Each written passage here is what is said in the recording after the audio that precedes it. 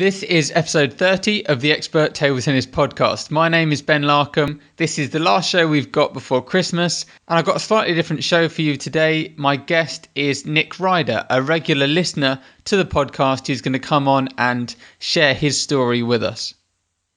Now, Nick is one of those players who played a lot as a kid. He actually managed to get all the way up to a ranking of number 6 in England in the cadets, then kind of drifted away from the sport, and then 20 years later made a comeback as a veteran, and he's now doing really well playing in the Leeds local leagues and a little bit of British League as well. He's made steady improvements over the last 3 years, getting better every season, training a few times a week. I wanted to get him on the show, hear his story, find out some of the struggles, what's been working well, what's helped him to succeed as an adult trying to improve their table tennis, because as we all know, that's not always the easiest thing to do. We're going to get into the interview in a second. Before we do, I'd just like to give a shout out to today's sponsors, who are TT Edge. TT Edge have an amazing website where they have loads of coaching videos. If you sign up as a platinum member, you get access to the full range of those videos. There's over 200 there. And coaches Brett Clark and William Hensel, who have both played for the Australian national team, are there to take you through everything you need to know in order to master the elements of table tennis that are going to help you improve your game and get better results. I'll be talking a little bit more about TT Edge at the end of the show. For now, let's get straight into the interview with Nick Ryder. Joining me on the show today is Nick Ryder. Hi, Nick. Hi, Ben. How are you doing? Yeah, doing very well. It's great to have you on. You're my first ever kind of podcast listener guest. I'm honoured. That's a privilege. Thank you. Thanks for having me on. How long have you been listening to the podcast for? I think I found the podcast when it was on its 5th episode. I can't remember the one itself, but from the 5th episode, and then I went back and obviously caught up, and I've subscribed ever since. Nice. So from early days. And kind of tell us just, what do you enjoy about the podcast? Why do you decide to spend a little bit of time each week listening to it? Well, I mean, you get a really good cross-section of guests on there, so you get to hear different viewpoints, different tips and perspectives on how to get the best out of the game. It's really good to hear the coaches. I think the coaches are really interesting because these are the guys that think about it and help mould and shape players themselves. It's also great to hear from the players themselves on, how they approach the game. So yeah, just it's a great way to sort of spend the journey into work. Brilliant. Right, so could you go ahead and just give us a little bit of information about yourself, not just table tennis, but who is Nick Ryder? Okay, well, I'm an IT consultant from Leeds, West Yorkshire. I started playing table tennis when I was about 7 years old at a local club. Got really into it. My dad was a coach, so he got me really into the scene. We started playing the tournaments, chasing the England ranking points. I was from the same school as a chap called Micah Driscoll, I think he's number 10 in England at the moment. Got to a decent standard. I think the highest ranking I got in the cadets was about number 6 in about 1986 when I was 14. We've pretty much lived and breathed table tennis through my childhood.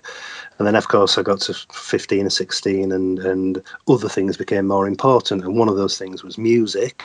In 1992, when I was 20, I packed in table tennis and started playing in a band, which is the time when I packed in for 20 years and I started again 3 years ago. I guess what you went through is something that a lot of players seem to do, is they kind of move out of the juniors and then just kind of drift away from table tennis due to other things. Why do you think that happened for you? Why did you decide that you didn't want to continue playing table tennis alongside the music and other stuff?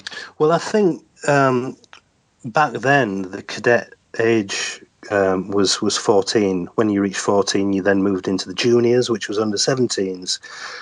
The standard was so much better in the juniors than it was in the cadets. So, if you had a top 10 ranking in the cadets, you suddenly went to sort of number 30 in the juniors, and it felt like a long, hard slog to get to the standard, to get to a decent ranking level again.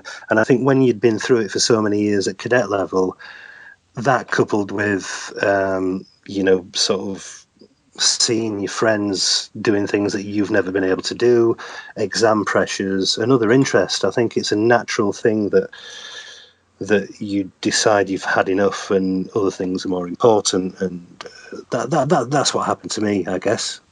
Yeah, and I guess if you've been doing it from a really young age, then it can feel like you've just, you spent most of your life doing it. You just fancy a bit of a break. Absolutely. And I think, like I say, the biggest thing was that jump between the cadets and the juniors. It was such a different standard that you would have to put the same amount of work in, if not more, to get up those levels in the rankings, and it just seemed too big a hill to climb, if that makes sense. Yeah. Now, you spoke about Micah Driscoll, who obviously, went on and did really well, and now he's actually made a comeback. Tell us a bit about what it was like, kind of like training with him. You two were quite close when you were younger. Yeah, we went to the same school and we were sort of good friends. We went to back then it was the Yorkshire Centre of Excellence, so it was an invite only. There was the feeder squad, which fed the main squad. The people like sort of Kevin Beardsley used to make guest appearances, and Steve Mills, who was one of the top players in England. We used to have Alan Cook come down and train with us, and Peter Simpson, who was the England coach at the time. And it was a really good setup. I think it was twice a week that we went there. But Michael, he accelerated quicker than anybody else. His standard was, he was putting in the same hours as the rest of us, but there was him and a guy called Chris Oldfield from Sheffield, and they were far better than any of the other people of the similar age at that time. Yeah, now you hear a lot kind of about 10,000 hours, and kind of if you put the actual practice in, you're going to get the results, and maybe talent isn't that important, and we've had books like Bounce and things. Are you saying that at the time you kind of felt like Micah Driscoll was putting in the same work as everyone else, but for whatever reason was just reaping better results? Yeah, I mean, him and I were from the same village in West Yorkshire called Murfield, and we used to go to all the same training sessions. As far as I'm aware, he didn't go to any more than I did, and I didn't go to any more than he did. So we had the same coaches throughout our childhood, but he was just so much better. I genuinely, I think, he had some kind of talent that made him better than everybody else. Like I say, I don't think he put any more hours in, unless he had private lessons that we didn't know about at the time. But I'm sure he would have done. Interesting. Okay, so then you quit, and then in 2012 you decided at the age of 40 that you fancied kind of making a comeback. What brought that on after 20 years of not playing? Well, in 2010, I stopped playing in the band. And I'm kind of one of these people, I need something, I need a project, I need something to do. And coincidentally, I'd started taking my eldest son to table tennis coaching at a beginner session in Hetman White Table Tennis Club, which is just down the road from us, coincidentally. Now, the coach there was somebody that I used to play against when I used to play in the 80s. And as you would imagine, he had a spare bat one time, and he said, "Do you fancy a knock?" And I said, "Yeah, all right," and thinking I wouldn't enjoy it, but I absolutely loved it. So as soon as I got back home, I was Googling adult coaching sessions in Leeds and things like that, and researching if there was anywhere where I could go and get some coaching just to see what it'd be like. And I guess sort of since then I've become hooked on it again. I actually enjoy it now, more now than I did when I was a kid, if that makes sense. Why do you think that is? Because I'm doing it entirely for me. What you've got to bear in mind is that my father was a coach, so he was very, very keen on me doing the very best I could, and he pushed me into training perhaps more than I would have liked. Whereas now, I'm doing it for myself and my own enjoyment. So there's nobody pushing me into, if I want to go and train, I'll go and train. If I don't want to go and train, I won't. I'll stay at home. So I'm kind of playing at my own pace, but because of that, I'm enjoying it more. Yeah, that's quite an interesting point you make there, because so many young players do get into the game because their parents are coaches, or their parents kind of take them along to places. Yeah. I mean, you said you took your own son along. Is he still playing? Yes, yeah, I still take him at least once a week, twice if I'm not playing. So, but yeah, he's playing. He plays at school. He's getting better all the time. But I'm letting him play at his own pace, and he's enjoying it. And he wants to succeed. So, so that's going well as well. Great. Right. Well, let's talk about how you've progressed since making your comeback, because I'm assuming that even though you picked up a bat and you immediately kind of fell back in love with it, I assume that you were pretty rusty after not playing for 20 years. How have you managed to go from that to kind of how you're playing now? Well, I think one of the main things that I found hard was the fact that physically I'm not the same person I was when I was 20. So, I put weight on, I don't move as fast, my eyesight isn't as good. So all of those things affect your ability to play like you used to be able to play. So you have to make compensations. When I started going to training sessions in Leeds, I didn't have any intention of playing in the league. But the coach said, oh, well, you should, because you need to have a measure of how much you're improving. And the only way you can measure that is by playing people and losing to them and then trying to beat them the next time. So his original intention was to put me in Division 4 in Leeds. Within a couple of weeks, he'd revised his decision and put me in Division 2 in the Leeds League. And I kind of got 70% that first season back, which isn't bad because Leeds Table Tennis League is a fairly decent standard. The second season, I was put into a Division 1 team and I got about 40%, which is a decent result because it's a really, really, really good standard. Is Division 1 the top one? It is, yeah. It's the top standard, yeah. I mean, you've got some great players in there. I won't name any names, but you can look at the Leeds website and you'll see some of the players. Sure. And then the third season in Division 1, I think I got about 60%. So all of the time I'm kind of measuring, I have a way of measuring my improvement and obviously the hard work that I'm putting into training. So so far this season I'm on about 75%. So every season I've measurably improved on the results. So that's kind of where I started and where I am now. And what kind of things have you been doing in training or trying out in matches that's caused that kind of steady improvement over the last 3 years? I think it's about training smart. When you get to my age, a lot of the decent players that are a similar age, when they train, they just want to play matches. Now, I accept that playing matches is a good way of keeping your touch in and maybe improving on your consistency. But I think some of the drills as an alternative is a way to really improve and to capitalise on your potential. So, some of the players I train with, we do that, and we do the regular stuff. So we'll do serve receive training, we'll do 2 backhands and a forehand, 2 or 3 backhands and a random forehand.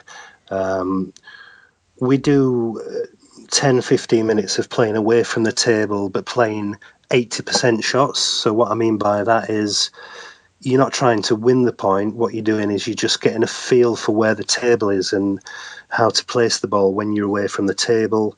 And that results in some really long rallies after about 10 minutes once you get used to the ball and the feel of the rubber and the length of the table and things like that. And that really works for when you do get caught away from the table.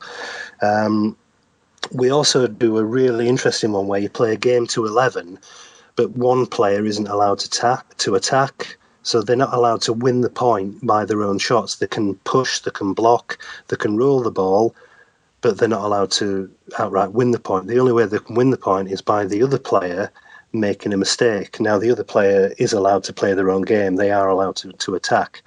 So it's good from both sides. The player who's playing their own game gets to learn how many mistakes they actually make, and the player who's almost defending and not allowed to win the points, they have to be very good at blocking and moving the ball around and putting it into awkward positions and things like that. So that's been really beneficial as well, Ben. Yeah, that sounds really good. Now, where are all these ideas coming from? Are these things that you've just remembered from when you were a kid, or have you got some coaching input? Because I know you said that a lot of adult players just want to play matches all the time, but I think sometimes that's because they feel a bit uncomfortable doing drills. They haven't really grown up doing it. Maybe they just don't know what to do. So where are all these ideas coming from? I think speaking to different players and using the kind of wealth of experience from all the different players, because we don't just train with two or three, there are maybe a dozen people that I train with.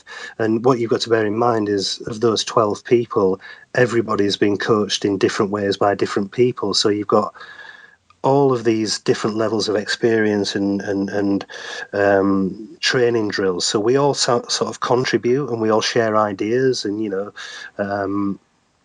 pick which drill works best for what you want to work on in that specific session. So, yeah, it's not necessarily, or some of it's from the internet, but a lot of it's just, from all of these years' worth of experience that we all kind of pull together.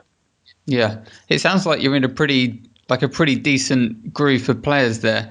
Like, how did you manage to find these 12 guys? Because I know that's another thing that a lot of adults that want to take table tennis seriously struggle with, is that there's all these groups for kids to play, but then when they actually want to go and do something, there just doesn't really seem to be that many opportunities.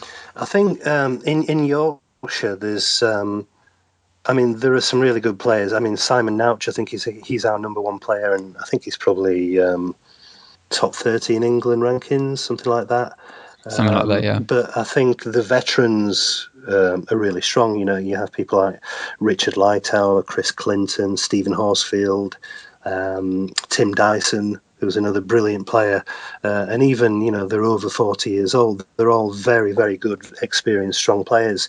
And it's a really nice scene, because everybody is keen to sort of train with each other. And there's the Dewsbury Table Tennis Centre, where a lot of people go and meet up on a fairly regular basis. So it's not a fixed date. It's very informal. People will have a ring round and say, do you want to go down? And then you've got some good standard of women in Yorkshire. You've got Zoe Cheeseman and Joanna Roberts that play at the same club as me. So they're always really keen to sort of train and get the extra sessions in to improve their game, because they're doing really well as well. So we all kind of help each other out. It's good. Great scene in Yorkshire.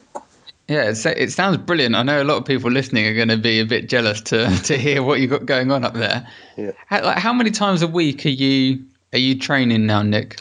Well, I guess, I've got a young family, so I need to think of them and my wife. But, ideally, I'd kind of like to train twice a week and play at least one league match a week. So maybe an evening a week training, another evening playing a match, and then maybe Sunday afternoon training as well, something like that. Okay, so you're getting in about 3 times a week, which I guess is kind of the most you can really push it when you've got a family and stuff. You can't be out training every night of the week. Absolutely, yeah. Let's talk about kind of what you've done as well as league matches. Have you been going around to competitions and stuff like that, or have you stayed pretty much just in the local league environment? No, kind of weekends are really family time, so I entered one Grand Prix event, which was Blackpool a couple of years ago.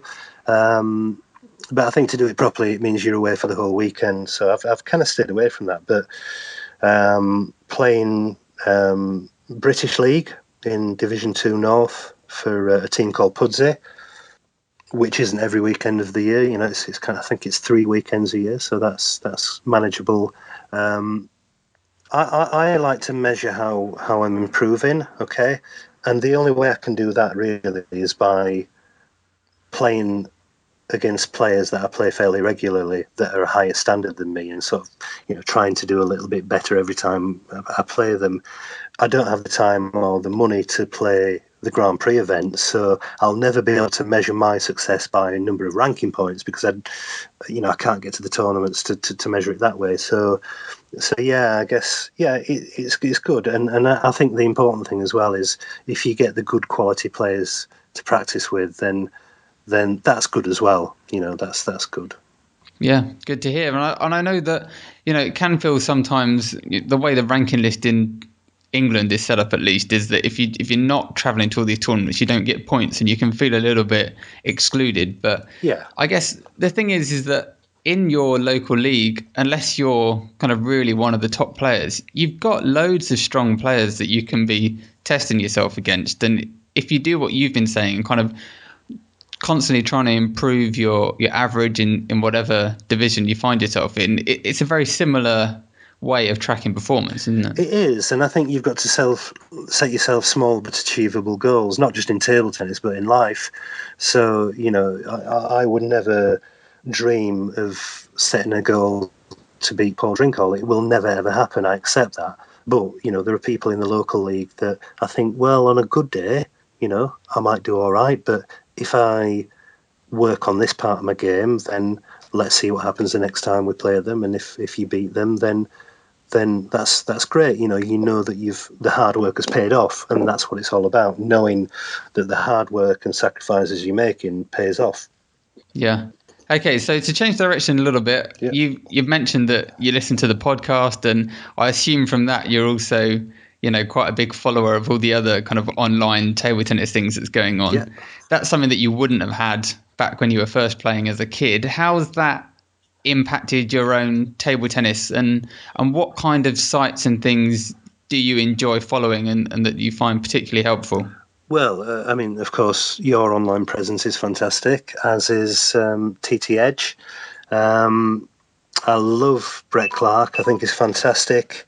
Really inspirational, certainly in terms of new ideas on how to improve your serving technique. I've certainly been down with the 200 table tennis balls on my own, and had YouTube set up on my iPhone, and I've been watching him show you how to do the service videos, and my serves have improved because of that.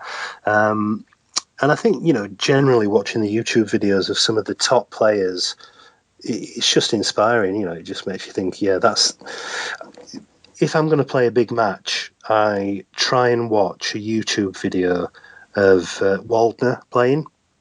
Okay. Because it just kind of makes me feel inspired, and I do play better. I don't know if it's psychological or what it is, but just watching a Waldner video before in a big match, I play better. Don't ask me why. Great. And it sounds like you're quite a kind of goal-oriented person. You like to be tracking your percentages and how you're doing. Yeah. What are some of the goals that you're setting for yourself now going forwards for this season and maybe next year as well? Well, for this season, there are a handful of players that I've played at local league level that I've yet to beat. I'd kind of like to go to 5 with them at the very least, or maybe even beat them. I've got a hit list. So that's kind of the short-term goals for the next season, maybe next season. Ultimately, I kind of like to play for Yorkshire veterans county side. Okay. Whether that'll happen or not, I don't know. But I'd like to think that it might do. But I'd need to put quite a bit of work in before I'm at the right standard. When you've got people like Simon Pugh, Richard Lightowler, Mark Land, Tim Dyson, all those guys, they're really good players. So yeah, a bit to go yet. What kind of parts of your game do you think you really need to step up a level in order to be able to contend with those kind of top Yorkshire vets at the moment? Fitness. Fitness is always a problem. Consistency and having the ability to not rush. I think rushing is a big problem. When you play a player who's a big hitter and they hit it past you, there's always the tendency to try and win the point before they have chance to hit the ball past you. And I think that's a mistake, because by doing that, you're assuming that they're always going to hit the ball past you. And I don't think that's necessarily true, because they're only human at the end of the day, and sometimes they make mistakes as well. So what I've tended to do is I've tended to rush to try and put the ball away so they can't. And in doing so, I make a mistake and they win the point. Whereas what I found is if you don't rush as much and you just back off and maybe play the ball on with some spin and you wait, then sometimes they make the mistake as well. And then it becomes a psychological battle. So I think in terms of technique, yes, there's lots to work on, but also psychological technique and knowing how to win the game is important as well. Yeah, and I think what's important to get across, and I assume that, seeing that you played as a kid, you kind of had a good understanding of this anyway, is just the fact that you're not going to go from getting 40% in your local league division to getting 90% in a year. Like, it takes a long time for everything to sink in, doesn't it? And it's taken you 3 years, but you're seeing this kind of steady, constant progress. But it's, if you're expecting to, put in a few months of work and all of a sudden to have your level just shoot up, that just doesn't really happen in table tennis, does it? No, it doesn't. And I think if you go in with that attitude, you'll be disappointed. Because there are so many aspects to it. It's, like we were saying, technique, ability, and also the psychological aspect of it as well, and knowing how to win a game. And sometimes that doesn't necessarily involve being the better player. It's about playing a serve that you've not played before, or doing something a bit different, or so it's all, it's a big learning curve, and as long as you can see some improvement, that's the main thing. But you're not going to improve at such a fast rate, and if you think you are going to do, then you're going to be disappointed. Yeah, that was a big lesson that came out of our Expert in the Year challenge that we did last year. The kind of like even if you are getting loads of coaching, doing loads of practice, it seems to be that there is like a max speed that you're able to actually absorb all of the kind of table tennis information. So if you are serious about getting good, you just have to commit to actually doing it for several years and really think long term. Yeah, totally agree. That was brilliant, by the way, the Expert in a Year. I love that. Yeah, I think a lot of people were very happy that we failed, because it kind of it proved to them that they weren't doing it completely wrong, and it just does take that long to get good. Yeah, good. Okay, it would be great to hear a top tip from you, Nick. Like, I always ask the guest for a top tip, and I think you're in a position where a lot of people listening are going to be able to relate to everything you've been saying and your stories. So it'd be good to hear a tip from you that they can go and add to their game and hopefully, use to see some improvements. Yeah, I was thinking about this, and there's a few, but the one I like the best, and this is the one that I always use and it always works for me, is when you're in a tight game, it's 9-all in the fifth, something like that, or maybe you're 2-1 down and it's 9-all and you need to win that fourth game. What I always do is I have one serve that I save for those tight situations that I never ever do in the game up until that point. And it's a completely different serve to all of the rest. And what it does is it looks like it's going to be one of my normal serves, but at the last minute I kind of change it and change the direction and put the ball in a different place on the table with a different kind of emphasis, and it kind of catches the opponent out. So they tend to snatch the shot or mistime it or something like that. More often than not, by doing that different serve, it wins the point and gives you the psychological advantage. If it doesn't win you the point, the return of it is not as tight as they would like, and it might give you the opportunity to go in with a third ball and win the point that way. But literally every time it's close in a match and I need a cheap point, I'll just do this one serve, and that's the top tip. This serve that you're doing, it's not like a particularly good serve that you put loads of work into, really spinny or anything. It's almost like a weird serve, or just like a kind of odd, different serve. Yeah, I think it's the element of surprise, Ben. So it's kind of, there isn't any spin on it. There isn't a great deal of speed. It's quite high, and it's also very, very long. So up until that point, the opponent's been, receiving short spinny serves, tight serves, long fast serves, side spin serves.